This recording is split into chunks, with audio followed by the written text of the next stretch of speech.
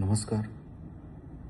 आजचा दुर्दैवी दिवस महाराष्ट्राचे उपमुख्यमंत्री माननीय श्री अजितदादा पवार यांचं अपघाती निधन झालं आणि ही घटना ऐकल्यानंतर खरोखरच अत्यंत वाईट वाटलं.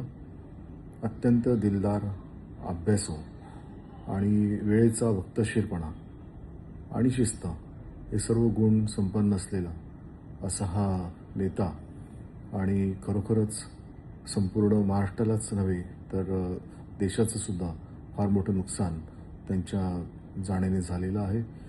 आणि कुर्ला विधानसभेतील सर्वच रहिवाशांच्या वतीने माझ्या पक्षातर्फे आणि कुटुंबियातर्फे त्यांना भावपूर्ण श्रद्धांजली व्यक्त करतोच. आणि त्यांच्यासोबत तर नेहमीच एक बऱ्याचशा आठवणी आहेत.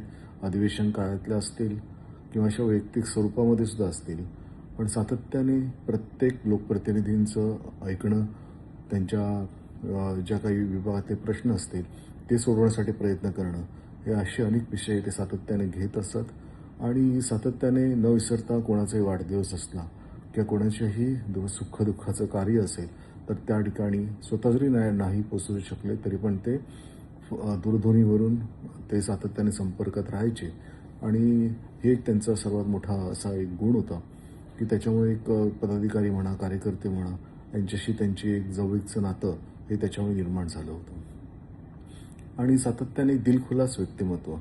त्यांच्याबरोबर तर एक दोनदा जेवणाचे सुद्धा प्रसंग आले अधिवेशन काळामध्ये आणि त्यावेळी एकदम असं कधी वाटलंच नाही की हा नेता आहे म्हणून. तर एका सामान्य माणसाप्रमाणेच ते आमच्याशी बोलत होते, आमच्याशी वागत होते आणि त्याप्रमाणेच त्यांचं एकंदरीत वागणं असेल. पण महाराष्ट्राच्या लोकांसाठी, लोकहितासाठी अनेक विषय त्यांच्या मनामध्ये होते, अनेक विषय त्यांना पुढे करायचे होते आणि नक्कीच त्यांच्या ह्या भावना ज्या होत्या त्या नक्कीच आम्हाला आणि पुढेही त्यांचे जे काही विचार असतील किंवा शिस्त, मुख्य म्हणजे विधानसभेतसुद्धा कशा पद्धतीने वेळेवर यायला हवं, प्रश्न कसे मांडायला हवेत, कशा पद्धतीने आपण लोकांची कामं या अधिवेशनामध्ये करून घेतली पाहिजेत, हे त्यांच्याकडनं खरोखर शिकण्यासारखं होतं. आणि ते सतत आम्हाला मार्गदर्शन त्या स्वरूपात करत राहायचे आणि त्यामुळे त्यांच्या जाण्याने फार मोठी एक पोकळी या महाराष्ट्र विधानसभेमध्ये किंवा महाराष्ट्रामध्ये सुद्धा निर्माण झालेली आहे. त्यांना भावपूर्ण श्रद्धांजली अर्पण करतोच.